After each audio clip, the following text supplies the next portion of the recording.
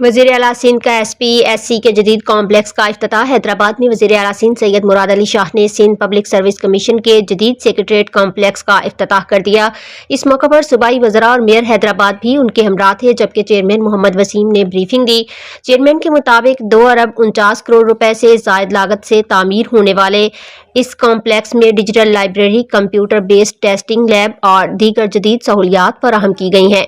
वज़ीर आला सिंध ने कहा कि SPSC ने सूबे में मेरिट की बालादस्ती कायम की है और कंप्यूटर बेस्ड टेस्टिंग शफाफ निज़ाम की जानिब अहम कदम है।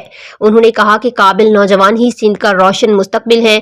ब्रीफिंग में बताया गया कि जुलाई 2022 से दिसंबर 2025 तक कमीशन ने 36 महकमों में 21,000 से ज़ायद भर्तियों की सिफारिशात की। वज़ीर आला ने कमीशन की कारकर्दगी को सराहते हुए कहा कि मेरिट और शफाफियत से ही गवर्नेंस मजबूत होती है।